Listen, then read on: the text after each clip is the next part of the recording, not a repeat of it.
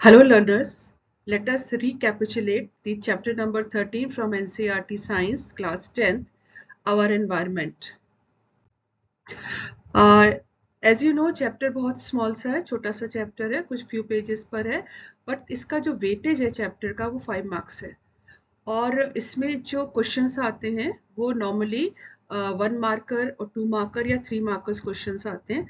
5 marker अभी recent question papers में तो नहीं आया है, बट अगर 5 मार्कर भी बनता है तो वो छोटे छोटे क्वेश्चंस को मिलाकर ही बनेगा।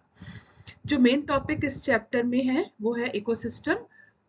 उसके अंडर हमने कई सब टॉपिक्स को पढ़ना है, food chain, food web, trophic level, biological magnification, और दूसरा जो इसका मेन टॉपिक है चैप्टर का वो कि how the human activities affect the environment. उसमें बहुत सारी ह्यूमन एक्टिविटीज हैं जो एनवायरनमेंट को पॉल्यूट करती हैं, डिग्रेड करती हैं, बट 2 पे फोकस दिया गया है। वन, ओजोन लेयर डिप्लीशन पर और इसका क्या यूज है, और दूसरा कि इतना जो गार्बेज प्रोड्यूस होता है उसको कैसे मैनेज किया जा सकता है।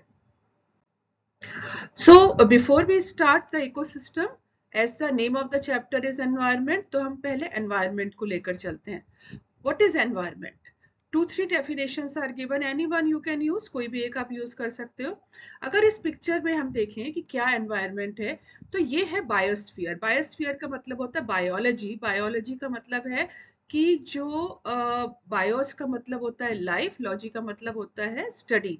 हम जो बायोलॉजी पढ़ते हैं वो स्टडी ऑफ लाइफ है। तो जो बायोटिक कंपोनेंट्स हैं, मतलब प्लांट्स हो गए, एनिमल्स हो गए, माइक्रो ऑर्गेनिजम्स हो गए, वो जो लैंड में दैट इज लिथोस्फीयर, एयर में एटमॉस्फेयर, वाटर, हाइड्रोस्फीयर, इनका जो इंटरेक्शन होता है, तो sum total of all these living and non-living components that make our environment. तो इसकी 2 definitions यहाँ पर दिया हुआ है कि environment is the surroundings in which we live। हम लोग नॉर्मली क्या वर्ड यूज करते हैं, आजकल का एनवायरनमेंट खराब है, एनवायरनमेंट में बहुत पोल्यूशन है, तो एनवायरनमेंट को हम डिफरेंट तरह से भी यूज कर सकते हैं वर्ड को, बट यहाँ पर एनवायरनमेंट हम बायोलॉजी चैप्टर में पढ़ रहे हैं। तो अगर हम इसको देखते हैं तो एक तो ये डेफिनेशन दिया जा सकता है। दूसरा डेफिनेशन ये है कि sum total of all the living and non living elements. अब लिविंग को हम क्या कहते हैं, बायोटिक एलिमेंट्स, जिसमें प्लांट्स होगा। ये वाला जो फिगर दिया हुआ है, ये जो पिक्चर दिया हुआ है, इसमें विटिकर का क्लासिफिकेशन शो किया गया है, जिसमें ऑल लिविंग बींग्स को यहाँ पे शो किया गया है, from the Monera to the Protista to the Fungi to the Plantae to the Animalia. Animalia में ह्यूमन बींग्स भी आते हैं, और उनका जो हम लोग का सर्वाइवल बिना एबायोटिक कंपोनेंट के तो है ही नहीं। मतलब एबायोटिक में हमें क्या चाहिए, वाटर चाहिए, सॉइल चाहिए, एयर चाहिए, सनलाइट चाहिए।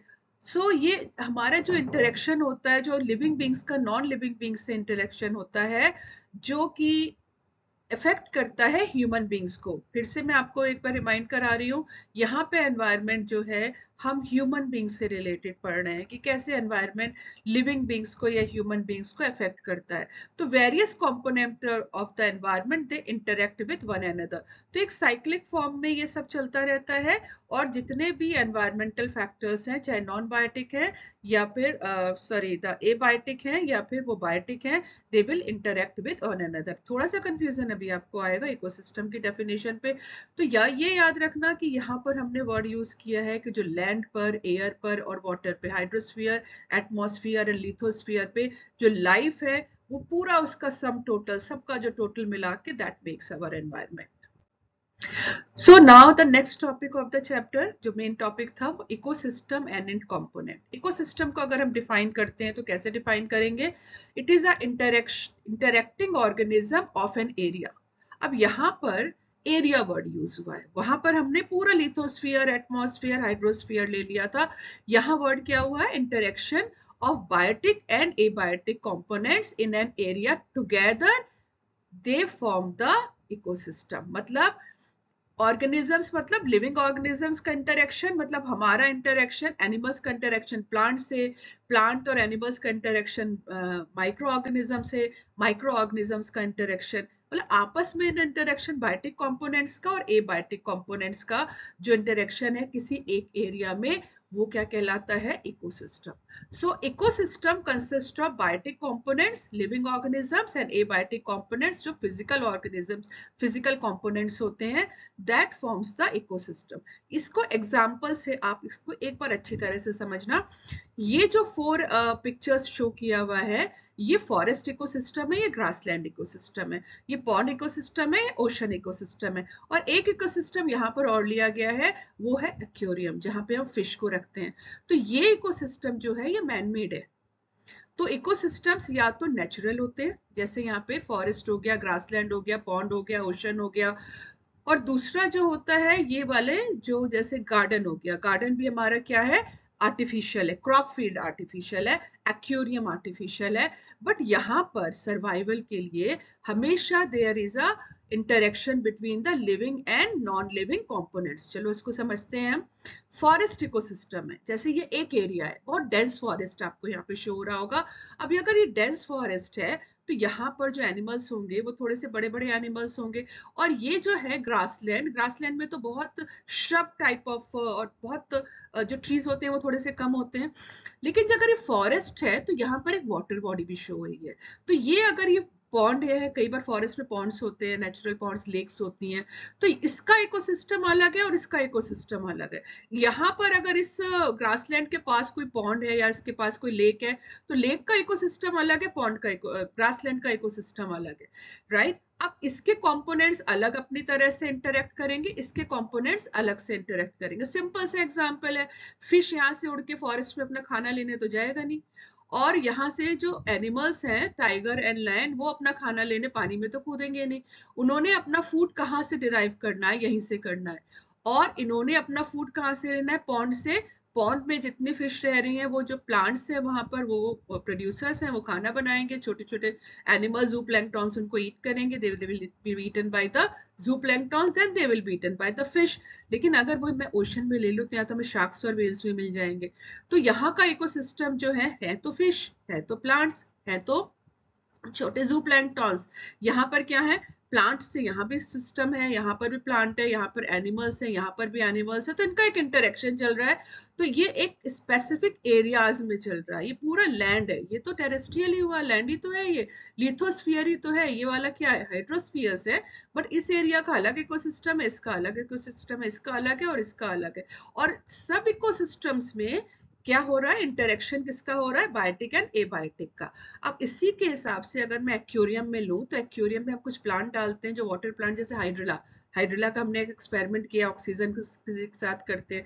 उसमें कई बार हम बबलर भी डालते हैं, एरिएटर्स भी डालते हैं कि उसको ऑक्सीजन का रिक्वायरमेंट है. अदरवाइज छोटा सा अगर ये है तो हम लोग ने थोड़े एक्वेटिक प्लांट्स डाल दिए, छोटे छोटे जू प्लैंक्टॉन्स डाले जो माइक्रो ऑर्गेनिजम्स होते हैं, फिर छोटी छोटी फिश भी डाल देते हैं इसमें.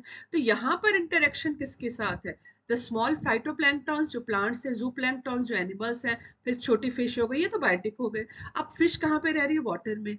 क्या जो इंटरेक्शन किससे चल रहा है? ऑक्सीजन से. ऑक्सीजन डिजॉल्व इन वाटर है. सो वो हम प्रोवाइड तो करवा रहे हैं, चाहे बबलर से करवा रहे हैं, एरिएटर से करवा रहे हैं, या फिर हमारे प्लांट से हमारी आ रही है. लेकिन यहाँ पर एबायोटिक एंड बायोटिक फैक्टर्स का यहाँ पर इंटरेक्शन है. So that makes the ecosystem. तो इसके कंपोनेंट्स हमारी नेक्स्ट स्लाइड पे आने वाला है. कंपोनेंट्स क्या हो सकते हैं? Producers, consumers and decomposers. Reason क्या है डिकम्पोजर्स का? अगर ये बहुत गंदा हो जाता है तो इसके अंदर अगर डिकम्पोजर्स है, छोटे छोटे बैक्टीरिया, फंजाई को ग्रो करवाते हैं, तो अपने आप वो क्लीनिंग कर देते हैं. तो एक जो भी इकोसिस्टम के कंपोनेंट्स होते हैं, उसमें जो बायोटिक कंपोनेंट्स होते हैं, उसमें क्या है? प्रोड्यूसर्स प्लांट है, कंज्यूमर्स एनिमल्स है, माइक्रो ऑर्गेनिजम्स डिकम्पोजर्स हैं. उनका इंटरेक्शन किसके साथ चल रहा है? एबायोटिक के साथ चल रहा है. आपने सिर्फ ये लर्न करना है ये समझने के लिए, क्योंकि आजकल जो क्वेश्चन पेपर सेट हो रहे हैं वो कंसेप्ट पे सेट हो रहे हैं. तो जरूरी नहीं है कि बिल्कुल डायरेक्ट क्वेश्चंस आपको मिले, कई बार इनडायरेक्ट मिलते हैं. तो अगर आपको ये समझ में आ जाता है तो आप इजीली उसको कर जाएंगे. नाउ जो भी इकोसिस्टम होता है वो सेल्फ सस्टेनेबल होता है. जो भी लास्ट स्लाइड्स में शो किया था, सेल्फ सस्टेनेबल का मतलब है, आई टोल्ड यू कि फिश उड़ के उड़ेगी तो नहीं कि फॉरेस्ट में जाके वो कुछ खाना लेने जा रहा है, या फिर जो बर्ड्स हैं वो पानी में स्विम करके वहां पर फूड लेने जा रहे हैं। तो सेल्फ सस्टेनेबल का मतलब है उनको जो कुछ भी लेना है वो अपने इकोसिस्टम से ही लेना है। तो एक ये सेल्फ सस्टेनेबल इकोसिस्टम है, ये फिर से नेचुरल इकोसिस्टम है या आर्टिफिशियल इकोसिस्टम है। अब artificial ecosystem, suppose this is a garden ecosystem.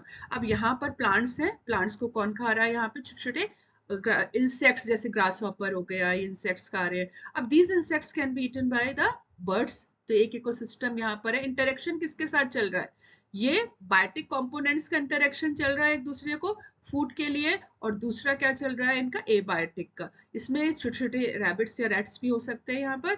तो दैट इज अगेन द रह सकते हैं। तो ये एक अलग चेन रन करेगा, ये एक अलग चेन रन करेगा, पर इंटरेक्शन एबायोटिक बायोटिक दोनों का हो रहा है। सेम ये वाला क्या पर है, फूड कौन बनाएगा, ग्रीन प्लांट्स। यहाँ पर भी फूड कौन बना रहा है, green plants. So they are known as the producers.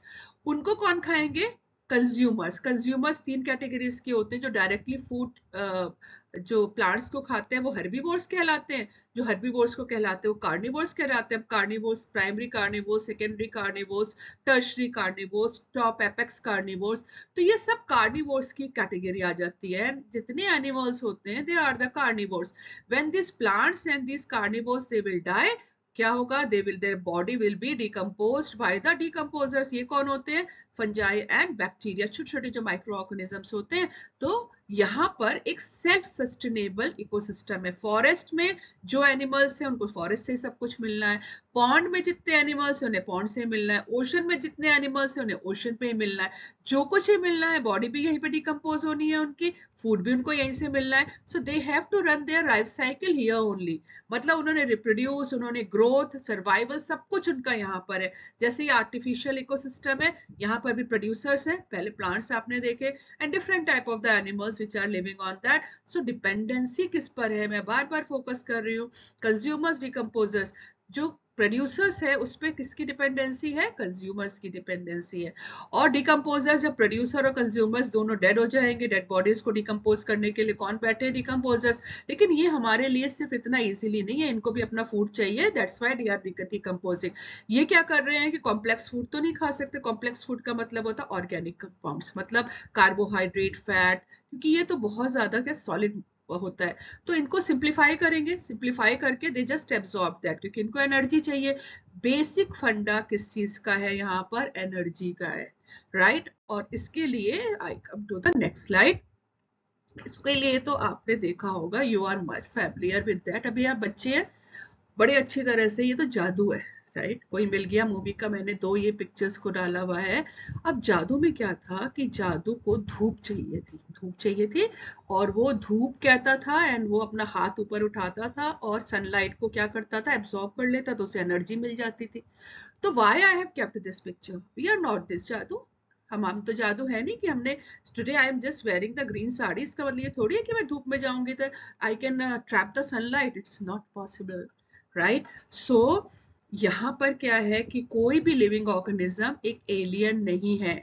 उनको अपने लिए जो भी एनर्जी चाहिए वो किससे चाहिए, प्लांट से चाहिए। रीजन क्या है यहाँ पर कि जो प्लांट्स हैं सिर्फ उनमें ही क्वालिटी है, क्या है उनमें, क्लोरोफिल है, जो सनलाइट को ट्रैप कर सकता है। ये हमने लाइफ प्रोसेसेस में पढ़ा था न्यूट्रिशन में कि chlorophyll is the only pigment which can trap the sunlight. और एक चीज आप और ध्यान रखना, sunlight is the sole source of energy on this earth। जितना भी एनर्जी का सोर्स है वो क्या है, सनलाइट, राइट। सो प्रोड्यूसर्स कौन होते हैं, ग्रीन प्लांट्स होते हैं, सम ऑफ द बैक्टीरिया जो कि ट्रैप करते हैं sunlight with the help of the carbon dioxide, with the help of the water, with the help of the minerals and the chlorophyll। so यहाँ पे क्लोरोफिल का क्या फंक्शन है, ट्रैप्स द सनलाइट। और फूड जो है यहाँ पर वो किस फॉर्म में बनता है, फूड यहाँ पर बनता है, ये आप लोगों ने पढ़ा था, फूड किस में बनता है, C6H12O6। ये क्या है आपका, कार्बोहाइड्रेट।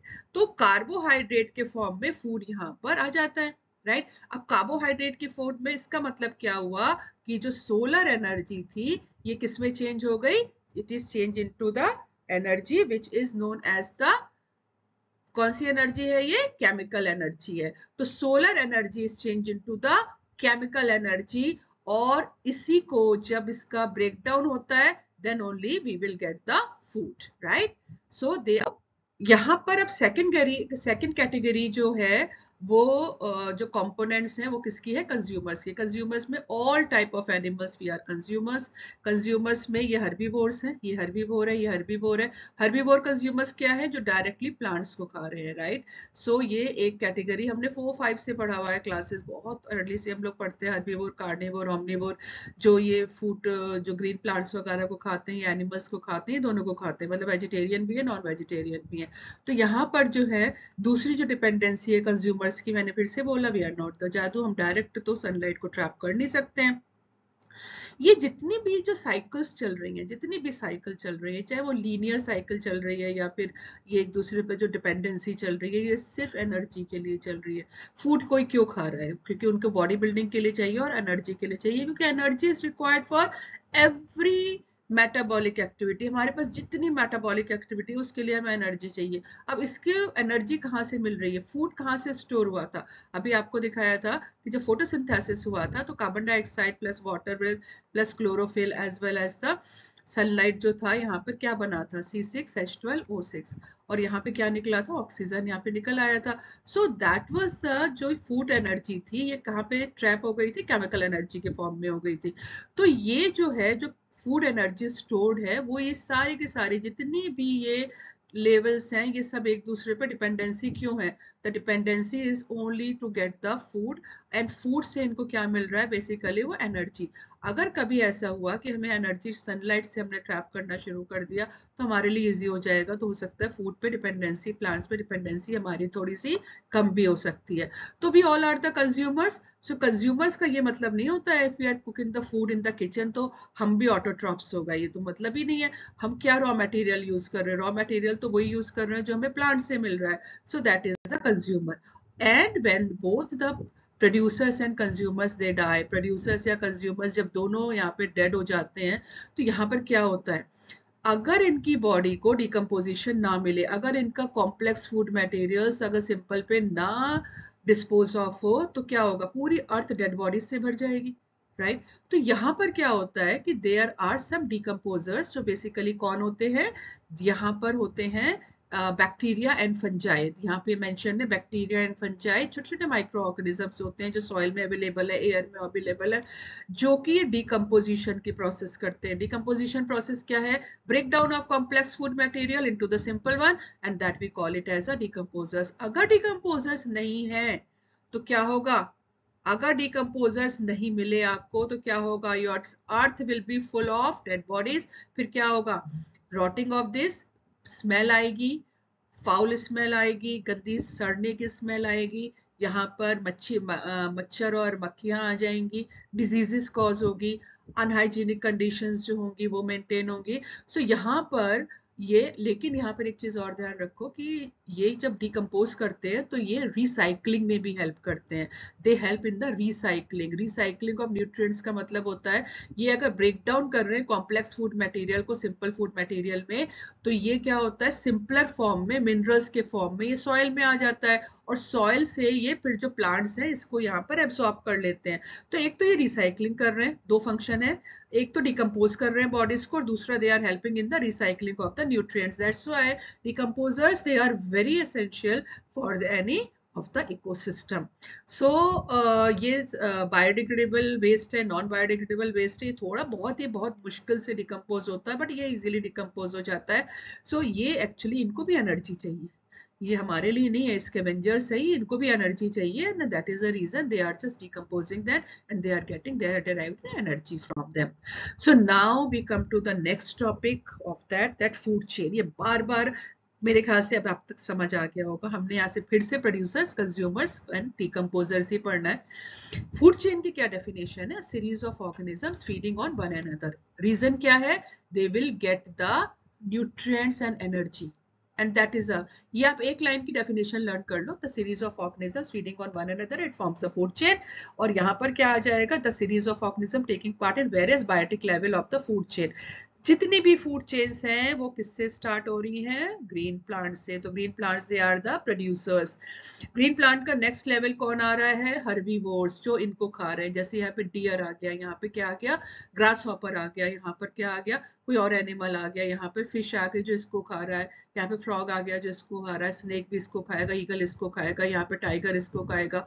सो सी एनिमल्स जो सी बर्ड्स हैं वो इनको खाएंगे। सो यहाँ पर जितने देखो ये सब कंज्यूमर्स है। लेकिन एक चीज आप और ध्यान रखना कि हमने ये फूड चेन जो है ये 4 कंज्यूमर्स से ज्यादा नहीं बनाई है। यहाँ पे 3 कंज्यूमर है, यहाँ पे 2 कंज्यूमर है। ये जो डायग्राम है बेटा ये आपका सीबीएसई का डायग्राम है, जो सॉरी एनसीईआरटी बुक का डायग्राम है। तो कई बार आपसे आता है कि 2 स्टेप की फूड चेन दो और लैंड की फूड चेन दो। फॉरेस्ट में तो आप ये दे देना, ये वाली ग्रासलैंड की फूड चेन है, 4 स्टेप की फूड चेन है। ये पॉड की फूड चेन है, हाइड्रिला प्लांट दिखाया गया, ये भी 3 स्टेप की फूड चेन है। कई बार क्वेश्चन आता है 3 स्टेप की फूड चेन दो, 4 स्टेप की या 2 स्टेप की, वाटर की फूड चेन दो, ग्रासलैंड की फूड चेन दो, या फिर आप फॉरेस्ट की फूड चेन दो। लेकिन आपको ये डायग्राम में एनिमल्स ड्रॉ करने की जरूरत नहीं है। इतना टाइम नहीं होता कि हम बैठ के उसमें एनिमल्स ड्रॉ करें। आप या तो फूड चेन इस तरह से बना दीजिए, ग्रास के साथ ग्रास हॉपर लिख दो एरो के साथ, माउस लिख दो, रैट लिख दो और आउल लिख दो। ये एग्जांपल्स कुछ दिए हुए हैं, grass, grasshopper, frog and ऑग। हॉक ये ग्रासलैंड की 4 स्टेप फूड चेन है, ग्रासलैंड की 3 स्टेप फूड चेन ये हो जाएगी, फॉरेस्ट की फूड चेन ये हो जाएगी, पॉन्ड की फूड चेन ये हो जाएगी। तो अगर आप ये लर्न करते हो, ये इसलिए सिर्फ दिया गया है कि आपको ये ड्रॉ करने की जरूरत नहीं है। अगर आपको इस तरह से भी डायग्रामेटिक प्रेजेंटेशन देना है तो you right the name of these animals and that will be showing the food chain. अब ये देखना ना, फूड वेब भी अभी हम आने वाले हैं। फूड वेब ये हम उसको इंटरकनेक्ट करेंगे। कई बार आपको कंफ्यूजन के लिए आपको इस तरह का डायग्राम दे देंगे क्योंकि एनसीईआरटी बुक का डायग्राम है ये, और कई बार इसको कनेक्टेड दिखा देते हैं। ये सारे के सारे जितने भी एनिमल्स है, ये इसको कनेक्ट इससे कर दिया, इसको कनेक्ट यहाँ से कर दिया, इसको यहाँ से कर दिया, क्योंकि ये इसको भी खा सकता है, ये इसको भी खा सकता है, एक दूसरे से ये सब कनेक्टेड होते हैं, तो फूड वेब की तरह आता है। बट ये यहाँ पे फूड चेन को रिप्रेजेंट कर रहा है। दूसरा, before we come to the food web, जो दूसरा टॉपिक यहाँ पर आया है वो ट्रॉपिक लेवल्स आया। ट्रॉपिक लेवल में क्या आता है वही food chains, producers, primary consumer, secondary consumer, tertiary consumer, apex consumer. ये भी आपका एनसीईआरटी बुक का डायग्राम है, प्रोड्यूसर्स, प्राइमरी, सेकेंडरी, टर्शरी। और यहाँ पे क्या लिखा है? Autotrophs, heterotrophs, carnivores, top carnivores. तो ये जो लेवल्स हैं यहाँ पे, ट्रॉपिक लेवल्स क्या है? ईच स्टेप और level of the food chain is the trophic level. तो आपकी ये फूड चेन थी। फूड चेन क्या थी? प्रोड्यूसर्स का। तो प्रोड्यूसर का पहला ये, this is the first trophic level. ये क्या है? इसको हम लोग क्या लिखेंगे? This is the first trophic level, ठीक है। और ये कौन सा हो जाएगा? ये हो जाएगा सेकंड ट्रॉपिक लेवल। और ये कौन सा हो जाएगा? This will be the third trophic level. और ये कौन सा हो जाएगा? This is the fourth trophic level. तो थर्ड ट्रॉपिक लेवल पे फर्स्ट पे कौन है? प्रोड्यूसर है। सेकंड पे कौन है? कंज्यूमर्स है, प्राइमरी कंज्यूमर, सेकेंडरी कंज्यूमर। तो ये जो स्टेप्स है जहां पर प्रोड्यूसर, कंज्यूमर्स है, that makes the trophic levels. ये सारे के सारे जो है ये ट्रॉपिक लेवल्स है। तो क्लियर हो जाएगा आपको यहाँ पे जो भी यहाँ पे लिखा गया है।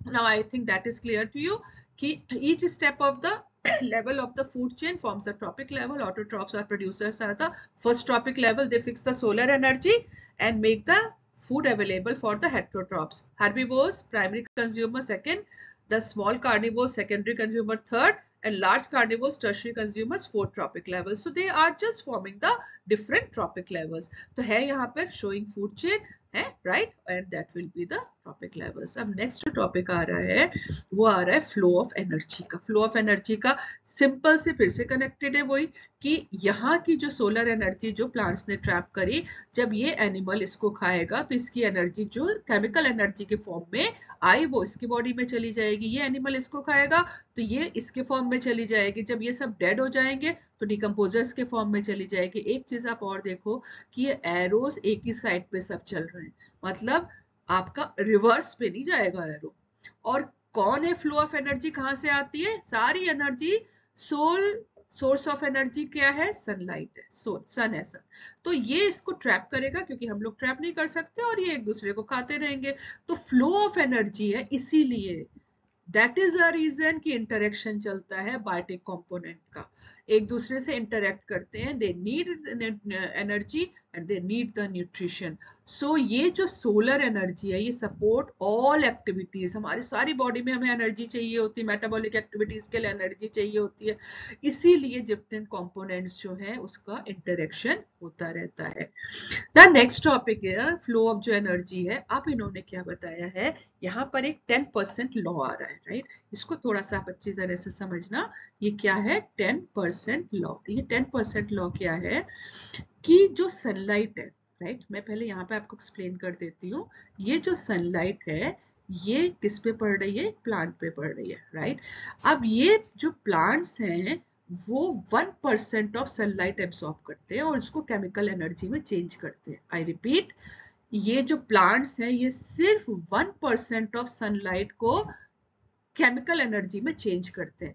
बट अगर ये दूसरे ट्रॉपिक लेवल पे जाता है, जो प्राइमरी कंज्यूमर्स पे जाता है, यहाँ पर जो एनर्जी ट्रांसफर होती है ये सिर्फ 10% एनर्जी ट्रांसफर होती है. और मतलब जितनी केमिकल एनर्जी है उसका 10%, राइट. और यहाँ पर भी 10% एनर्जी आती है. इसका क्या मतलब हुआ कि सोलर एनर्जी में एक आपको एग्जांपल देती हूँ. यहाँ पे 1 2 3 4 5 6 इतने जूल ऑफ एनर्जी है. मैंने कितने जीरो रखे यहाँ पर, 6 जीरो रखे. तो प्लांट जब इसको 1% ट्रैप करेगा तो हम 2 जीरोस यहाँ से हटा देंगे. मतलब क्या है, इसको आप अपॉन 100 कर देना है, क्योंकि कैलकुलेशन आपको करना होगा. कई बार आता है आपको क्वेश्चंस में, मैं डिस्कस करूंगी, ये आएगा. इसके पास हमारे पास 1 2 3 एंड 4 आएगी, राइट. अब इसके पास अगर 10% आएगा तो इसको 1 जीरो कम कर देना, ठीक है. इसके पास 100 जूल आएगी और इसके पास 10 जूल आएगी. अब इसके बाद की अगर फूड चेन है तो 1 जूल जाएगी, 0.1 जूल जाएगी. फिर से मैं आपको रिपीट कर रही हूँ. अब मैं आपको यहाँ से दिखाती हूँ. ये सोलर एनर्जी है. सोलर एनर्जी का सिर्फ 1% जो है वो प्लांट्स यहाँ पे कंज्यूम कर रहा है. तो ये एनर्जी में अगर यहाँ पे 1 2 3 4 जीरोस आ रहे हैं, इतने किलो कैलोरीज ऑफ एनर्जी है, तो इसके पास कितनी एनर्जी थी, 1 2 3 4 5 6. इसके पास इतनी एनर्जी थी जिसका 1% प्लांट ने केमिकल एनर्जी में क्या किया, एब्सॉर्ब किया. अब जब इस लेवल पे गया ये, तो बाकी की एनर्जी हो वो हीट के फॉर्म में या अदर फॉर्म में, क्योंकि इसने भी अपनी एक्टिविटीज के लिए उस एनर्जी को यूटिलाइज किया. ग्रोथ, डेवलपमेंट, बहुत सारी मेटाबॉलिक एक्टिविटीज चल रही हैं, ये इसको यूटिलाइज करेगा, राइट. तो पहले तो प्लांट ने यूटिलाइज किया, उसका 10% इसके पास गया. अब ये यूटिलाइज करेगा तो उसका 10% इसके पास जाएगा, क्योंकि बाकी की एनर्जी हीट और अलग फॉर्म में जो होती है वो लिबरेट होती रहती है, निकलती रहती है. तो अल्टीमेटली इसके पास क्या गया, इसके पास कितना पहुंचा, इसके पास सिर्फ 10 किलो कैलोरीज पहुंचा. इसके बाद अगर मैं एक और ऑर्गेनिज्म बता दूं तो उसके पास तो सिर्फ 1% पहुंचा, 1 किलो कैलोरीज पहुंचा, राइट. तो फूड चेन्स नॉर्मली जो होती है 3 to 4 स्टेप्स की होती हैं. और यहीं पे लिखा हुआ है कि green plants in the terrestrial, जो ग्रीन प्लांट्स होते हैं जो टेरेस्ट्रियल, ज्यादातर ये जो एप्लीकेबल है ये टेरेस्ट्रियल का मतलब होता है जो लैंड की फूड चेन है उसमें ये एप्लीकेबल है. तो यू कैन रीड दिस, क्या लिखा हुआ है यहाँ पर, the green plants in the terrestrial ecosystem capture only 1% of energy of the sunlight. बहुत बार आपके पास क्वेश्चन आता है जब आपने इसको कैलकुलेट करना होता है, सिर्फ 1% ऑफ एनर्जी यहाँ पर जाता है. लेकिन जब वो केमिकल एनर्जी में स्टोर हो जाता है, वो केमिकल एनर्जी एक लेवल से दूसरे लेवल पे जाती है, तो वो जो नेक्स्ट कंज्यूमर्स के पास जाती है वो कितना जाती है, उसका 10% जाता है. और यही जो लॉ होता है ये क्या कहलाता है, 10% लॉ कहलाता है. This law is known as the 10% law, कि average 10% of food eaten is turned into bone body available for the next level. बाकी एनर्जी वो यूज करते हैं. और तो यहाँ पर भी क्या दिखाया गया है कि एनर्जी यहाँ पे लिबरेट हो रही है, राइट. यहाँ पर एनर्जी है, फिर यहाँ है, तो कंज्यूमर्स यहाँ पर कितने दिखाए गए, 4 स्टेप की फूड चेन है ये. Producers, primary consumers, secondary consumer, tertiary consumers. और यहाँ पे जो एनर्जी है हर लेवल पर. तो एक चीज और आप देखो कि यहाँ पर नंबर ऑफ ऑर्गेनिज्म कम होता चला जा रहा है प्रोग्रेसिवली जब हम लोग नीचे से ऊपर जाते हैं. और ये एक पिरामिड की तरह का, अपराइट पिरामिड का हमें स्ट्रक्चर मिलता है. प्रोड्यूसर्स हमेशा ज्यादा रहते हैं, कंज्यूमर्स का नंबर हमेशा कम होता चला जाता है. इसीलिए जब हम इसको शो करते हैं तो हम इसको किस फॉर्म में शो करते हैं, पिरामिड के फॉर्म में शो करते हैं. And that the thing is given here. एक तो यहाँ पर लिखा है, ये तो पूरी मैंने जो अभी आपको क्लियर कर दिया था कि little bit of energy is available for the next level, और इसीलिए जो होती है जनरली 3 to 4 फूड स्टेप की फूड चेन्स होती हैं। फूड चेन्स जो होती है 3 to 4 स्टेप्स की होती हैं, और ग्रेटर नंबर ऑफ इंडिविजुअल्स जो होते हैं वो लोअर लेवल पर होते हैं, ऊपर कम होते जाते हैं। फ्लो ऑफ एनर्जी हमेशा यूनिडायरेक्शनल है, मतलब क्या हुआ कि सोलर एनर्जी ग्रीन प्लांट्स के पास आएगी, they will beaten by herbivores by the carnivores. Carnivores को हर्बीवोर्स खा नहीं सकते, हर्बीवोर्स को ग्रीन प्लांट्स नहीं खा सकते। तो इसका क्या मतलब हुआ कि रिवर्स फॉर्म में ये कभी भी नहीं चलेगा, ये यूनिडायरेक्शनल, हमेशा इसका फ्लो कैसे होगा, from the sun to the green plants to the primary consumers to the secondary consumers, and that is the meaning. और दूसरा इसमें क्या लिखा हुआ है, energy available in each trophic level get diminished, मतलब जैसे जैसे हम नीचे से ऊपर जाते रहते हैं तो 10% लॉ के अकॉर्डिंग सिर्फ 10% ऑफ एनर्जी अगले वाले लेवल को मिलता है, and that is the flow of energy. जितना भी कंटेंट इस वीडियो में है वो सिर्फ एनसीईआरटी बुक का है, एक्स्ट्रा कुछ भी नहीं लिया हुआ है। और अभी मैंने जब एक आपको वो एग्जांपल दिखाया था फूड चेन का, मैंने कहा था कि आप अगर सारी फूड चेन्स को कनेक्ट कर दो तो वो क्या बना लेता है, फूड चेन, फूड वेब। यहाँ का एक सिंपल सा चीज है, जैसे आपका ग्रास का सीड्स है, राइट, प्लांट के सीड्स है सपोज, तो सीड्स को रैट भी खा सकता है, सीड्स को ग्रास हॉपर भी खा सकता है, सीड्स को बर्ड्स भी खा सकती हैं।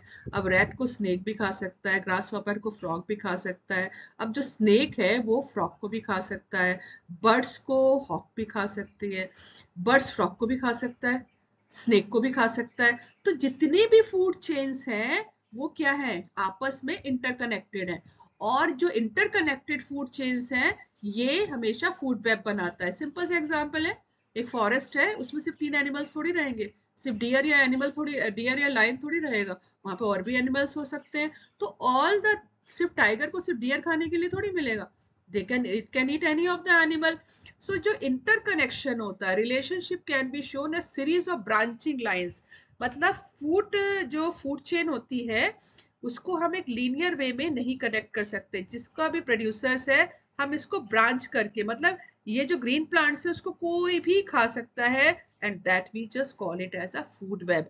तो यहाँ पर लिखा हुआ है एनर्जी के लिए एक एनिमल दूसरे को खाता है कंज्यूमर्स में, and that forms the food web, this is the food web. बहुत बार आता है what is the difference in food chain and food web. आपको जब डायग्राम ड्रॉ करना है तो फिर से आई टोल्ड यू एनिमल्स मत ड्रॉ करने बैठ जाना, नहीं कर पाओगे, ठीक है, ड्राइंग का नहीं है, ये आपकी आर्ट फाइल का नहीं है, ये सिंपल बायोलॉजी पढ़ रहे हो, एनिमल्स का नाम डाल देना। जैसे ग्रास के साथ यहाँ पर आपने डाला स्मॉल जू प्लैंकटन डाल देना, फिश डाल देना, लार्ज फिश डाल देना, यहाँ पर क्रेन्स डाल देना, फ्रॉग डाल देना, स्नेक डाल देना, हॉक डाल देना, आउल डाल देना। So all these animal name should be there, right. Next topic है जो हम लोग इकोसिस्टम पढ़ रहे थे, उसका बायोलॉजी मैग्निफिकेशन है। बायोलॉजी मैग्निफिकेशन का सबसे बड़ा जो प्रूफ मिला था, एक बार साइंटिस्ट को लगा था, साइंटिस्ट ने प्रूफ किया था कि जो ओशन लाइफ वो स्टडी कर रहे थे, वो कह रहे थे वहां पे एक बर्ड थी पेलिकन, जो कि फिश को खाता है। तो जो पेलिकन का जो नंबर था वो डिक्रीज होने लगा, तो उन्होंने उसके एग्स को एग्जामिन किया, तो उसमें उन्होंने पेस्टिसाइड मिला। अब उन्होंने देखा कि उसमें पेस्टिसाइड कहाँ से आया, फिर उन्होंने कनेक्ट किया कि जो वाटर आ रहा था वो कुछ क्रॉप फील्ड्स की तरफ से आ रहा था। तो क्रॉप फील्ड से जो वाटर आ रहा था, क्रॉप फील्ड में पेस्टिसाइड हम लोग कब डालते हैं, इंसेक्टिसाइड, वीडिसाइड, फंजीसाइड, ये सारे के सारे जो टॉक्सिक केमिकल्स हैं वो हम लोग ग्राउंड डालते हैं अपने प्रोटेक्ट करने के लिए, किसको, अपनी क्रॉप को प्रोटेक्ट करने के लिए। अब कई बार जो फ्लड्स वगैरह आते हैं उसके थ्रू क्या होता है, ये वाटर बॉडीज में सारा का सारा जो पानी यहाँ से सॉइल होता है वहां से निकला और वाटर बॉडीज में मिल गया। अब वाटर बॉडीज में क्या है, छोटे छोटे प्लांट्स है, एल्गीज है, एल्गीज तो मिनरल्स को एब्जॉर्ब करते हैं, उनको वो डिस्टिंग्विश थोड़ी कर सकते हैं कि पेस्टिसाइड है, I will not do it, इसको मैं एब्जॉर्ब नहीं करेंगे।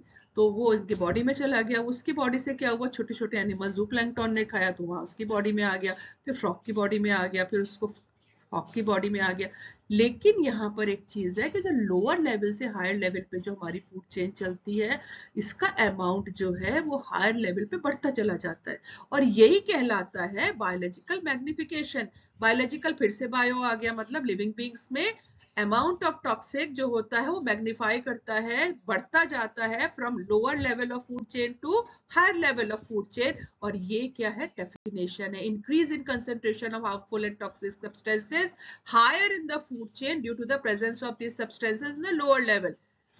ये एक फूड चेन में आएगा। फूड चेन चाहे वो आपकी किसकी है, एक ग्रास है, काउ एंड ह्यूमन बीइंग है, मैंने दूसरे में लिया हुआ है।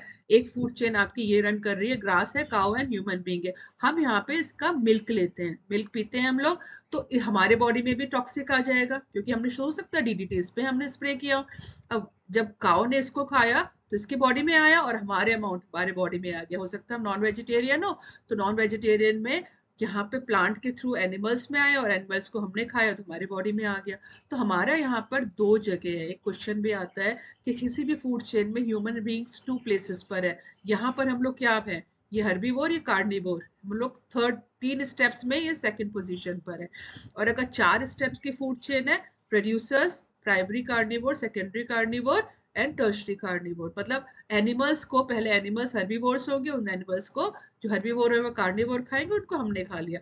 तो यहाँ पर हमारे पास ज्यादा अमाउंट ऑफ क्या होगा, केमिकल्स बॉडी में आएगा, यहाँ पर कम होगा। इसको ये डिपिक्ट यही कर रहा है कि जैसे जैसे हम हायर लेवल पे, ये एरो यही दिखा रहा है कि जैसे जैसे हम हायर लेवल पे जाते हैं, जैसे जैसे ही फूड चेन में जाते हैं, हमारे बॉडी में क्या होता है, अमाउंट जो है लोअर लेवल से हायर लेवल में ये बढ़ता चला जाता है। And this process is known as biological magnification. इस तरह का डायग्राम आपके एनसीईआरटी बुक में है।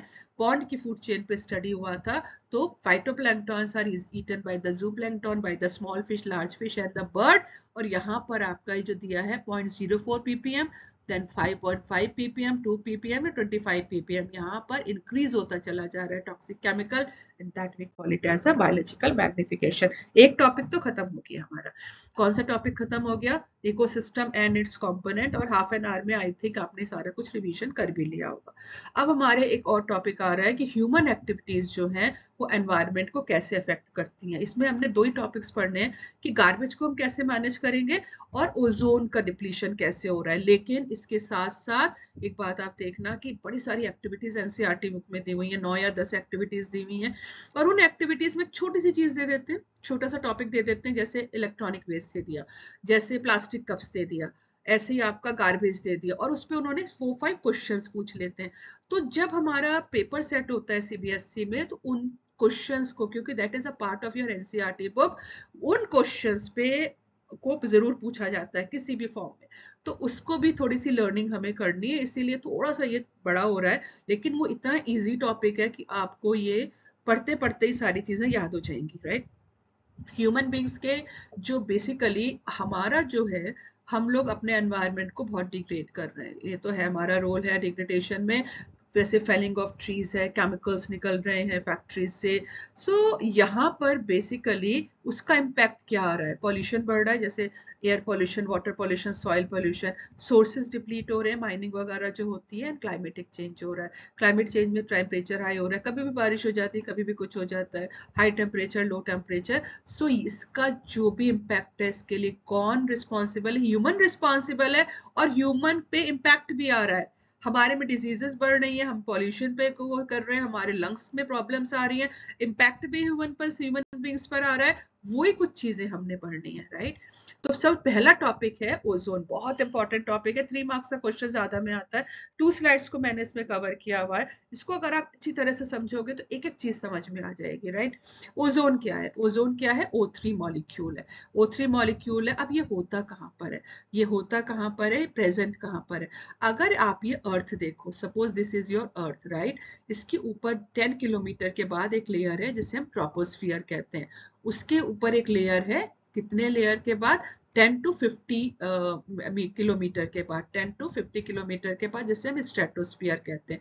तो ट्रोपोस्फियर और स्ट्रेटोस्फियर के बीच में ओजोन लेयर है, राइट।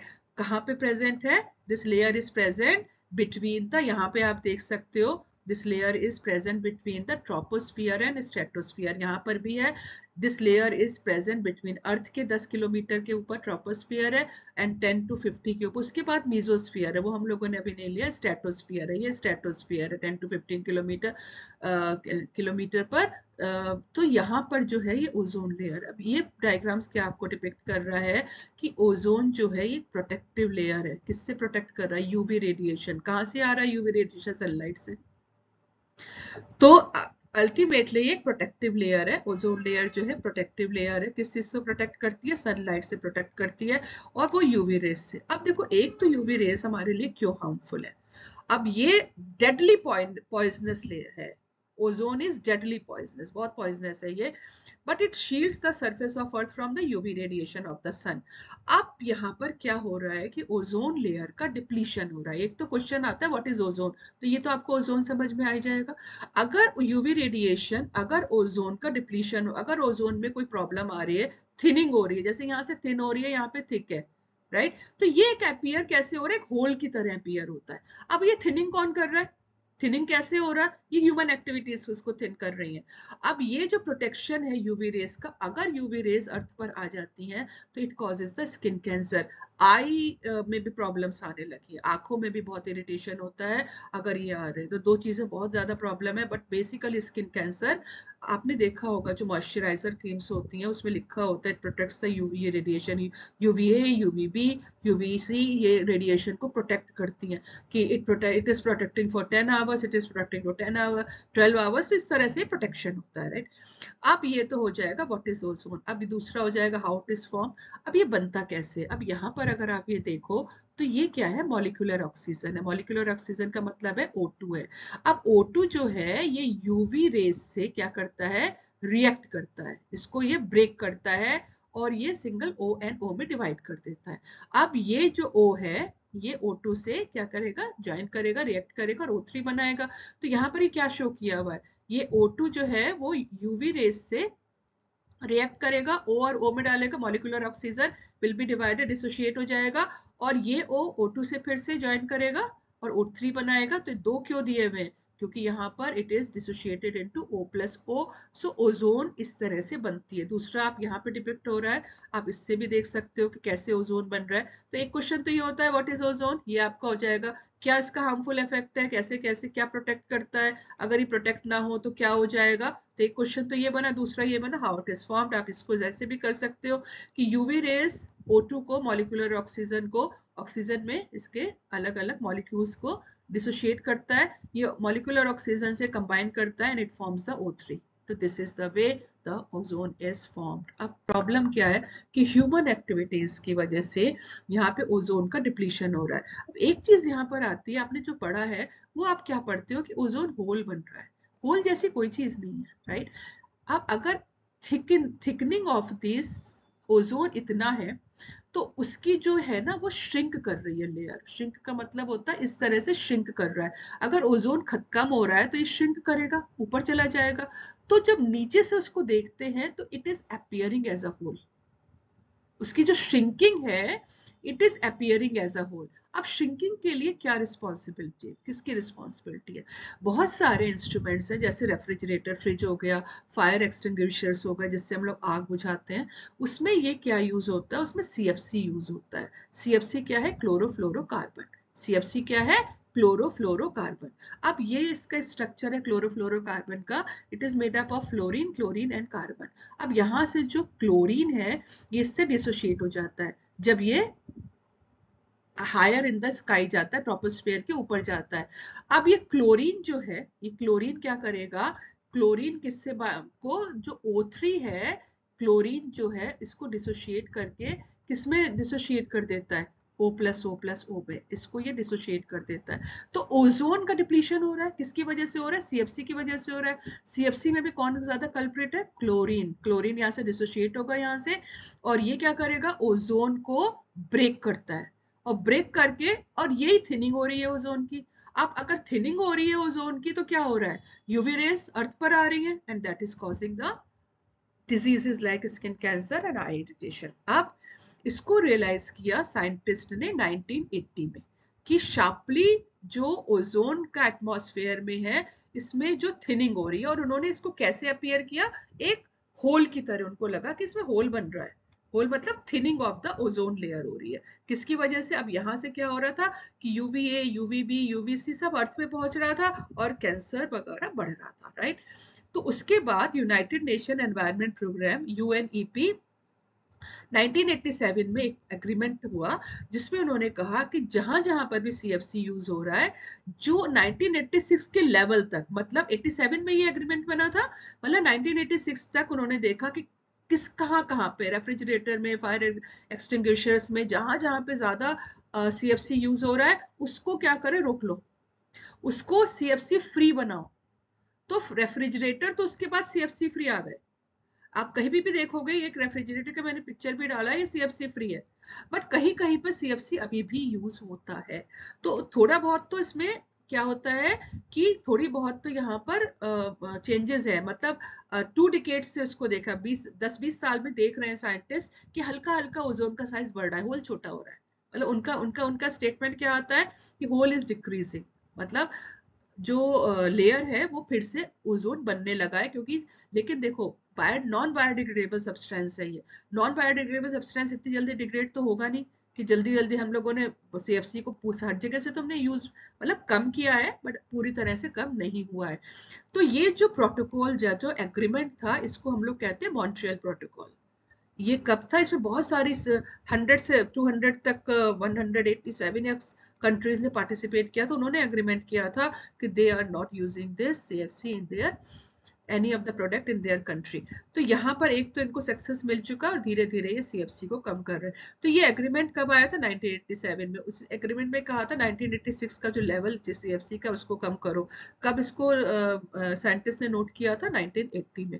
तो 6-7 ईयर्स में इन्होंने एक एक्शन लिया और उसकी वजह से हमें उसके रिजल्ट्स भी मिल रहे हैं कि डिप्लीशन कम हो रहा है, होल छोटा हो रहा है। 2 डिकेड से इन्होंने कहा है scientist they are observing, but इतना इम्पैक्ट अभी नहीं आया है। So that is the impact on the human beings. ये कौन सा प्रोटोकॉल है? Montreal protocol. That's all in the ozone. 4 questions बनते हैं कि इसमें क्या क्या, कैसे, कौन सा प्रोटोकॉल है, क्या एग्रीमेंट है। तो वो ये क्वेश्चन आ गया, कहाँ कहाँ पे सीएफसी यूज होता है, सीएफसी कैसे इसको इंटीग्रेट करता है, दैट इज। नाउ अब आया हमारा गार्बेज। गार्बेज में क्या हुआ? गार्बेज की बड़ी सारी प्रॉब्लम्स है। गार्बेज की इतना कूड़ा होता है। अब वो कूड़ा कैसा होता है? कुछ डिस्पोजेबल होता है, कुछ डिस्पोजेबल नहीं होता है।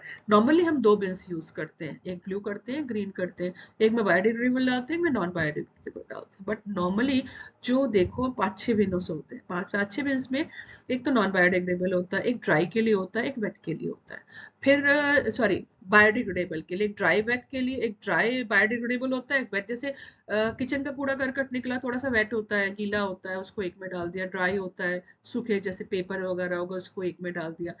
अब नॉन बायोडिग्रेडेबल प्लास्टिक को एक में डाल दिया, मेडिकल वेस्ट एक में डाल दिया, जो बहुत हैजर्डस वेस्ट होता है जिससे कुछ गैसेस वगैरह निकलती है उसको एक में डाल दिया। सो नॉर्मली एक्चुअली हम लोग क्या करते हैं, क्वेश्चन कैसे पूछा गया है, इन्होंने एनसीईआरटी बुक में दिया है कि कुछ मटेरियल को उठाओ।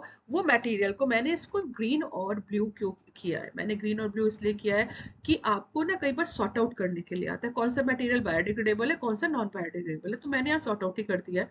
जो ग्रीन से किया है वो बायोडिग्रेडेबल है, जो ब्लू से किया है वो नॉन बायोडिग्रेडेबल है। तो जो भी आपने, इन्होंने एक एक्टिविटी के फॉर्म में इसको दिया था कि आपके पास कुछ वेस्ट है, आप थोड़े से सॉइल लो, उसको डंप कर दो और देखो कि कौन सा बायोडिग्रेड हो गया, मतलब वो गायब हो गया, और कौन सा अभी तक नहीं हुआ है। तो हमें कुछ मिला कि जैसे मेडिसिन के एम्प्टी बॉटल और मिल्क पैकेट्स या और ये सब नहीं हुए डिग्रेडेड, और बाकी सारा हो गया। तो इन्होंने यहाँ से स्टार्ट किया इसको। अब हमने इसको डायरेक्टली मैथ्स में आ गए कि 2 तरह के सब्सटेंस गार्बेज में होते हैं। एक बायोडिग्रेडेबल होते हैं जो कि सब्सटेंस इजीली ब्रेक डाउन हो जाते हैं। कौन ब्रेक डाउन कर देता है इसको? डिकम्पोजर्स इसको ब्रेक डाउन कर देते हैं। This is the list of the biodegradable कि कौन कौन से डिग्रेड हो जाते हैं। अगर ये डिग्रेड नहीं हो तो इम्पैक्ट क्या आता है एनवायरनमेंट में? पूरे के पूरे गंदी स्मेल आती है, गैसेस निकलती हैं, अनहाइजीनिक कंडीशंस हो जाती हैं, और इसमें अनहाइजीनिक कंडीशंस में ब्रीडिंग ग्राउंड्स हो जाता है मॉस्किटो और फ्लाइज का। तो पूरे में कूड़ा करकट भर जाता है और स्मेल आने लगती है। अगर बायोडिग्रेडेबल कौन सा बायोडिग्रेडेबल वेस्ट है? किचन वेस्ट है, ये अब लिखा हुआ है बायो कौन कौन सा वेस्ट है। इसमें से बेसिकली जो किचन वेस्ट वगैरह है, इसमें से तो बहुत स्मेल आती है, अनहाइजीनिक कंडीशन है। तो इसका वेस्ट क्या है, इसको डील कैसे करते हैं? डील कैसे करते हैं कि इसका इम्पैक्ट कम आए? इसको सेग्रीगेशन ऑफ वेस्ट कर लो, कंपोस्ट बना लो, वर्मी कंपोस्ट बना लो, लैंडफिल में डाल दो। बट ये क्या होता है कि आपका 1-2 महीने में निकल जाता है, खाली हो जाता है, डिपेंड करता है कि आपको क्या कंडीशंस आपने, क्योंकि इसके लिए बायोडिग्रेडेशन के लिए कुछ कंडीशंस होती हैं, तो ये कंडीशंस आप प्रोवाइड करो तो ये जल्दी से जल्दी निकल जाता है। अब आपका जितना भी बाकी का कंटेंट है वो सारा कुछ नॉन बायोडिग्रेडेबल पे है, राइट? तो नॉन बायोडिग्रेडेबल को हम लोग कैसे पढ़ेंगे? अब नॉन बायोडिग्रेडेबल वो सब्सटेंस है, जैसे यहाँ पे प्लास्टिक बॉटल्स हो गई, मेटल्स हो गए, जो कि एंजाइम्स वगैरह या डिकम्पोजर्स उनको नहीं डिग्रेड कर पाते, और अगर वो डिग्रेड करते भी हैं तो अगर होता भी है डिग्रेड तो बहुत टाइम लगता है इसको, ये परसिस्ट कर जाता है एनवायरनमेंट में, बहुत टाइम लगता है। तो toxic substances, chemical paints, plastic goods, ये सारा नॉन बायोडिग्रेडेबल वेस्ट है। और जब नेचर में इसको इस पे फिजिकल प्रोसेसेस लाइक हीट और प्रेशर जब पड़ता है, तो ये एम्बिएंट कंडीशंस एनवायरनमेंट की होती हैं, तो ये कई बार तो इतना टाइम लगता है कि इट टेक्स 450 इयर्स, इतना ज्यादा टाइम लग जाता है नॉन बायोडिग्रेडेबल वेस्ट को डिस्पोज ऑफ होने में। तो ये कुछ क्वेश्चंस आपकी एक्टिविटीज में दिए थे, इसको मैंने क्वेश्चन के फॉर्म में भी दे दिया कि how long the various non biodegradable substances, ये कितना टाइम लगता है, तो इसके आंसर मैंने कर दिया 450 इयर्स लगते हैं। फिर इन्होंने लिया है कि कुछ प्लास्टिक आजकल मार्केट में अवेलेबल है जिसको जो बायोडिग्रेडेबल होता है, तो वो प्लास्टिक क्या है? जो प्लास्टिक अवेलेबल है, तो वो प्लास्टिक है, जो बायो प्लास्टिक है वो कॉर्न स्टार्च या शुगर केन से जो बन रहा है, तो ये दोनों चीजें प्लांट प्रोडक्ट है, तो ये बायोडिग्रेडेबल है, इस 2-6-7 महीने में ये हो जाता है डिग्रेड, मतलब बहुत टाइम। वैसे तो हमें रिसाइकिल करना चाहिए, प्लास्टिक को यूज करना चाहिए, पर हर प्लास्टिक आप यूज नहीं कर सकते हो, तो उसको डिग्रेड होने में इस तरह का अगर बायो प्लास्टिक आप यूज करोगे तो इसका डिग्रेडेशन हो जाता है। एक और प्लास्टिक आजकल मार्केट में आया है, एल्गी बेस्ड प्लास्टिक, ये फुली डिग्रेडेबल है, 6-7 महीने में ये डिग्रेड हो जाता है। तो प्लास्टिक का एक ऑप्शन है, बट ये बहुत कॉस्टली पड़ता है, इसलिए नॉर्मल ये वाला प्लास्टिक यूज नहीं होता, और नॉर्मल जो दूसरा प्लास्टिक यूज होता है उसको इतने साल लग जाते हैं, क्योंकि इस पे कोई भी डिकम्पोजर। ये दिया गया है यहाँ पर कि सीवेज के लिए, कि सीवेज का डिस्पोजेबल कैसे होता है, क्योंकि सीवेज ही बहुत है, क्योंकि पॉपुलेशन बहुत बढ़ रही है। तो सीवेज के, इसका मैंने फिर से आंसर आपको दे दिया है कि सीवेज के यहाँ पे पॉल्यूशन से इन्होंने इसको रिलेट किया है कि कैसे सॉइल पॉल्यूशन और वाटर पॉल्यूशन कंटेमिनेट कर रहा है। सीवेज अगर मिल जाता है सॉइल में, वाटर में, तो कैसे हम लोग इसे ट्रीट करते हैं। तो यहाँ पर कहते हैं गवर्नमेंट ने क्या क्या किया है। तो नॉर्मल जो छोटे वाले प्लेसेस होती हैं, उसमें ऑन साइट सीवेज फैसिलिटी है, सेप्टिक टैंक्स हैं, अंडरग्राउंड ड्रेनेज सिस्टम है, और जितने मेट्रो सिटीज हैं वहां पर ये एसटीपीज हैं, क्या है ये सीवेज ट्रीटमेंट प्लांट है। तो यहाँ पे सीवेज यहाँ तक पहुंच जाता है through the pipes and all, और यहाँ पे इसका ट्रीटमेंट हो जाता है। और ये कुछ पिक्चर्स मैंने ऐसे ही डाल दिया है कि आप समझ सकते हो कि जो छोटे जैसे विलेज वगैरह होते हैं वहां पर drainage system, underground drainage system भी होता है, ऑन साइट सीवेज फैसिलिटीज भी होती है, सेप्टिक टैंक होता है। तो ये वाटर बॉडीज को नहीं पॉल्यूट करने देता और सॉइल को पॉल्यूट, क्योंकि अगर सीवेज हमारे वाटर बॉडीज और सॉइल में आ जाएगा तो lot of diseases will be there. तो दूसरा, ये गार्बेज को कैसे हम लोग डिस्पोज ऑफ करते हैं, ये सीवेज का हो गया। फिर क्या होता है, ये आपने पैकिंग मटेरियल देखा होगा, पैकिंग मटेरियल जब आप खाना मंगाते हो तो इसी तरह के फूड आइटम्स आपको ऐसे पैक होकर आता है, जब आप कुछ मार्केट से चीज खरीदते हो तो ऐसे ही आता है ना। तो ये कहते हैं ये आजकल एक और न्यूसेंस हो रहा है जो गार्बेज को बहुत ज्यादा बढ़ाता है। अब इसको क्या करना है, अब इसमें से कुछ, ये तो नॉन बायोडिग्रेडेबल है, बट इसमें भी कुछ ऐसी पैकेजिंग मटेरियल है जो कि बायोडिग्रेडेबल है, जो कि कॉर्न स्टार्च और सेलुलोज का बना होता है। तो यहाँ पर है कि जैसे पेपर और सेलुलोज का, ये तो डिसइंटीग्रेट कर जाता है, अदरवाइज क्या होता है, जैसे ये वाला भी, ये भी डिसइंटीग्रेट कर जाएगा कुछ। तो ये, बट जो कुछ मेटल है जैसे प्लास्टिक, ग्लास मेटल है, बैटरीज है, टेट्रा पैक्स है, ये है, ये बहुत टाइम लगाते हैं डिकम्पोजिशन के लिए। तो यहाँ पर इसका डिकम्पोजिशन क्या होता है, बहुत मुश्किल से होता है। फिर मैंने ब्लू में डाल देखा है, जहाँ पे नॉन बायोडिग्रेडेबल है उसको ज्यादातर मैंने ब्लू पे रखा हुआ है, और बायोडिग्रेडेबल इसको मैंने ग्रीन पे नहीं किया, बट ये जितना कुछ मटेरियल इसमें बायोडिग्रेडेबल है जो जल्दी से आजकल यूज हो रहा है, जो इजीली बैम्बू का भी बना होता है, जो इजीली डिस्टिंग्विश हो जाता है। तीसरा इन्होंने यहाँ पर ये दिया था। अब नेक्स्ट जो दिया है इनका टॉपिक है वो डिस्पोजेबल कप। इन्होंने एक ना केस स्टडी दिया है। उन्होंने कहा है कि पहले अगर ट्रेन वगैरह में, आपने देखा होगा रेलवे स्टेशन में चाय वगैरह बहुत पी जाती है, राइट? तो पहले इस तरह के ग्लासेस और प्लास्टिक के कप्स यूज करते थे जो कि धो दिए जाते थे। अब उसमें क्या है कि कई बार धोए, कभी नहीं धोए, पानी में डाला निकाला। अब उसमें यहाँ पे हाइजीन की बड़ी प्रॉब्लम आती थी कि धुले हैं नहीं धुले हैं। तो फिर इसका एक सोल्यूशन निकला कि चलो इनको छोड़ो, धोने में बड़ी प्रॉब्लम आती है, हम डिस्पोजेबल प्लास्टिक के कप्स यूज करते हैं। तो यहाँ पर क्या हुआ कि जो ट्रेन्स वगैरह में इस तरह के कप्स यूज होने लगे। अब इतनी चाय पी जाती है छोटे छोटे कप्स में कि इसका डिस्पोजिंग करना बहुत मुश्किल हो गया, क्योंकि सारा का सारा नॉन बायोडिग्रेडेबल था। फिर गवर्नमेंट ने लगा रहे फिर से बहुत कूड़ा कर कर रोने लगा, अब क्या करें? तो उन्होंने कहा चलो कुल्हड़ यूज करते हैं। तो कुल्हड़ उन्होंने कहा यूज करा। अब कुल्हड़ को मैंडेट कर दिया। तो कुल्हड़ आपने देखा होगा क्ले सॉइल के बनते हैं, ये टॉप फर्टाइल सॉइल होती है। अब क्या होता है, सॉइल की फर्टिलिटी खत्म होने लगी। तो ये एक एक्सपेरिमेंट चल रहा था, ये अनहाइजीनिक कंडीशन को ठीक करने के। इन्होंने प्लास्टिक कप्स को लिए, यहाँ क्या प्रॉब्लम आ गई, नॉन बायोडिग्रेडेबल। फिर इन्होंने क्या किया, चलो कुल्हड़ ले लो, कुल्हड़ में क्या हो जाए, लॉस ऑफ फर्टाइल सॉइल आ गया। अब उन्होंने कहा कि नाउ इस पे जो आजकल हम लोग चाय पी रहे हैं वो पेपर कप्स में पी रहे हैं। पेपर बायोडिग्रेडेबल सब्सटेंस है, इजिली क्या डिकम्पोज हो जाता है।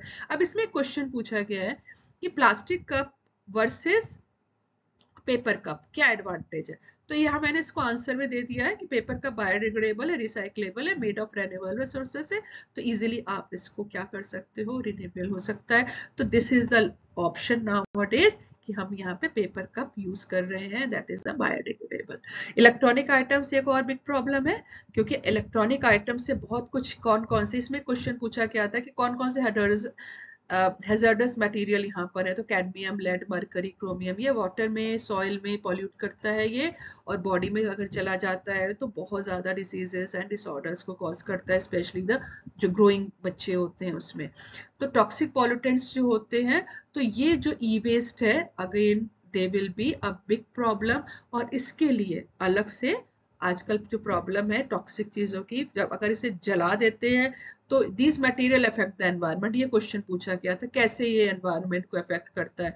एक तो सॉइल, एयर और वाटर को पॉल्यूट करता है, और दूसरा अगर इसको हम बर्न कर देते हैं, हीट कर देते हैं, तो टॉक्सिक फ्यूम्स बहुत आती हैं। इसका एक अलग तरह से डिस्पोजल होता है, and that is not given in the book, तो मैंने भी नहीं लिया। एक और दिया था कि आजकल एक और एक्टिविटी में दिया था कि प्लास्टिक को कैसे रिसाइकिल किया गया। तो इसमें कुछ स्टेप्स है रिसाइकिल में, ये सारे स्टेप्स लिखे हुए हैं। It is a through a process जिसमें पहले प्लास्टिक को कलेक्ट किया जाता है, फिर उसको सॉर्ट आउट किया जाता है डिफरेंट टाइप ऑफ प्लास्टिक को, फिर उन्हें क्लीन किया जाता है। श्रेडिंग का मतलब होता है छोटे छोटे उसको टुकड़े कर दिए जाते हैं, फिर उसको मेल्ट कर देते हैं और फिर उसे रिफॉर्म कर देते हैं। तो ये एक पिक्चर मुझे मिल गई थी, but I have given here कि first you collect the plastic, but then they are transported to the different places जहाँ पे ये प्रोसेसिंग चलती है, उसकी रिसाइकलिंग सेंटर्स होते हैं, सॉर्टिंग होती है, देन श्रेडिंग का मतलब छोटे छोटे पीसेस कर देते हैं, देन उसको वॉश करते हैं, फिर उसको मेल्ट करते हैं, मेल्ट मतलब पिघलाकर, और उस पर न्यू चीजें बना लेते हैं। तो ये आजकल के लिए फिर से एक बहुत इंपॉर्टेंट क्वेश्चन है, इसको दोबारा से कर लेना आप, राइट? अब जो अभी आपने पढ़ा, राइट, वो आपके लिए सफिशिएंट है कि नहीं है, ये मैं आपको प्रूफ दे देती हूँ कि आप इतना सा 5 मार्क्स के लिए, अगर जितना अब इस वीडियो में देखा है कि वो सफिशिएंट है 5 मार्क्स के लिए कि नहीं है, और उसमें से क्वेश्चन आते हैं कि नहीं आते। तो मैंने आपको इसका प्रूफ क्या दिया है कि I have taken this CBSE sample papers, ये www.cbsc.nic.in पे एकेडमिक्स में आपके सैंपल पेपर्स अवेलेबल हैं। तो अगर I have just taken the 22 to 23 का क्वेश्चन पेपर यहाँ पे लिया, उसमें एक क्वेश्चन आया था, lot of waste is generated in neighbourhood, however almost all it's biodegradable, what impact will it have in environment and human health। अगर biodegradable को अगर आप रह जाए एनवायरनमेंट में, तो ह्यूमन बींग्स पे और एनवायरनमेंट पे इसका क्या इम्पैक्ट आएगा। हमने पढ़ा था कि बहुत सारा कूड़ा हो जाएगा, उसमें से फाउल स्मेल आएगी, वो ब्रीदिंग प्लेस वो दैट इज जो फ्लाइज होती हैं, मॉस्किटोज हो जाएंगी, वहां पर वो क्या करेंगे, they will just give their eggs and all, तो वहां पर ब्रीडिंग प्लेसेस हो जाएंगी। इसके 2 पॉइंट्स दीजिएगा, 2 पॉइंट्स जरूर देना, 2 मार्क्स का क्वेश्चन है। फिर आपका, मैंने इसको हाईलाइट इसलिए किया है कि 3 मार्क्स का क्वेश्चन था, ये सैंपल पेपर का था सीबीएसई का। Why is damage of ozone layer cause for concern, क्योंकि स्किन कैंसर और आई इरिटेशन कॉज करता है। What are its causes, UV rays आ जाती हैं जो कि because of the ozone depletion से, जो इसके वजह से इसका कॉज है। And what steps have taken to limit the damage, ये मॉन्ट्रियल प्रोटोकॉल में 1980 में साइंटिस्ट ने देखा था, तो जो 86 का लेवल था उसको डिक्रीज करवाया गया था। सीएफसी प्रोडक्ट्स को, what is is causes, CFC basically, CFC जो है वो कॉज करता है इसको डिप्लीशन को, तो सीएफसी को चेक किया गया, सीएफसी फ्री प्रोडक्ट्स बनाए गए। ये 3 मार्क्स का क्वेश्चन था, राइट। एक और देखो आप, ये सैंपल पेपर 23-24 सीबीएसई का था। इस बार इन्होंने जो question number 15, question number 16, question number 20, ये 1-1 मार्कर्स पूछे थे। ये आपको देखो क्लियर हो जाएगा। In 87 agreement was formulated in the UNEP to freeze the production of X to prevent depletion of Y. अब एक्स को freeze the production of X, X क्या है, सीएफसी है, डिप्लीशन किसका था, ओजोन का था। तो एफसीएफसी को बंद करोगे तो ये ऑप्शन करेक्ट था, मैंने इसका आंसर दे दिया। Which of the following features relate to the biodegradable substances, they break down by the biological process, बाकी सारे नॉन बायोडिग्रेडेबल है। ठीक है, तो इस तरह का क्वेश्चन आ गया था। देखो 1, 2 या 3 मार्क्स पे आते हैं क्वेश्चन इसमें से। अब एक असर्शन रीजनिंग आता था, इसमें 4 होते हैं कि assertion both A B A and R are true, and इसके साथ स्टेटमेंट्स आते हैं, आपने देखे होंगे। बट यहाँ पर अगर आप स्टेटमेंट देखो, मैंने इसका आंसर तो दे दिया, biodegradable substances result in formation of compost and natural replenishment, ये तो ठीक है, असर्शन तो ट्रू है। बट रीजन क्या है, it is due to the breakdown of complex inorganic substance. ये कॉम्प्लेक्स ऑर्गेनिक सब्सटेंस होता तो ट्रू होता इनटू सिंपल ऑर्गेनिक सब्सटेंस। अब इन्होंने क्या चेंज किया, कॉम्प्लेक्स इनऑर्गेनिक कर दिया, सिंपल ऑर्गेनिक कर दिया, तो ये स्टेटमेंट फॉल्स है। ठीक है, तो ये एक क्वेश्चन आ गया था। अब एक इन्होंने इस तरह से फूड चेन दे दी, हमने क्या पढ़ा था टॉपिक लेवल में 4 to 5 स्टेप्स की फूड चेन्स होती हैं। अब इनका क्या क्वेश्चन था कि एक फूड चेन दिया इन्होंने, if the amount of energy is available in the third trophic level. मैंने आपसे कहा था ना कि एक एक जीरो कम कर देना। अब थर्ड ट्रॉपिक लेवल पे 100 जूल है, तो थर्ड ट्रॉपिक लेवल ये है ना, फर्स्ट में प्लांट है, फिर ये है, फिर ये है। अगर इसके पास 100 है तो इसके पास 1000 है, अगर 1000 है तो इसके पास 10,000 है, हम उल्टा चल रहे हैं ना। अगर ये फोर्थ पूछ लेते हो तो 10 है, 10, 100, 1000, 10,000, ये 1 हो जाएगा, 1, 10, 100, 10, 1, 10, 100, 1000, 1000। तो इनका क्वेश्चन था प्रोड्यूसर्स के पास कितनी अवेलेबल है, तो हमारे आंसर है 10,000, 1, 2, 3, 4, 10,000 joules, right. 10% of energy is available to the next tropic level. दूसरा क्या था, is it possible to have 2 more tropic levels in the food chain just before the 4 tropic levels? अब आपने इसका आंसर देना है कि सिर्फ 10% एनर्जी का ट्रांसफर होता है, तो इससे ज्यादा पॉसिबिलिटी नहीं है। क्योंकि आप इसको एग्जांपल में ये भी दे सकते हो कि अगर इसके पास 100 है तो इसके पास 1000 था, इसका 10,000 था, तो इसके पास 10 आएगा, इसके पास 1 आएगा। अगर इसमें 2 और लगा लो तो 0.1 आएगा एंड 0.01 आएगा। समझ आया?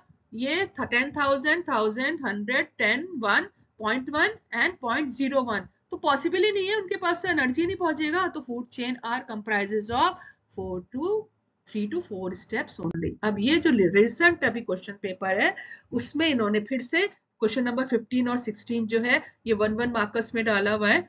इसमें भी क्वेश्चन है energy available producer is maximum, because इसका ये आंसर करेक्ट है, पढ़ोगे आपको समझ आ जाएगा। Which is the following is the role of decomposers, यहाँ पर देखो which is not the role of decomposers है, not the role of decomposers है, रोल ऑफ डिकम्पोजर नहीं है। क्वेश्चन को अच्छी तरह से पढ़ना। Enrichment of oxygen in atmosphere, ये डिकम्पोजर्स का रोल नहीं है। कार्बन डाइऑक्साइड क्योंकि जब रेप्लेनिश करता है ये इसका काम नहीं है, बाकी सारा का सारा इसका काम है। तो एक क्वेश्चन ये हो गया, और this is the last one. एक और सेशन रीजनिंग आया था, क्या lions are removed from the food chain if the affect the food chain, however the plants are removed from the food chain it will disturb the food chain.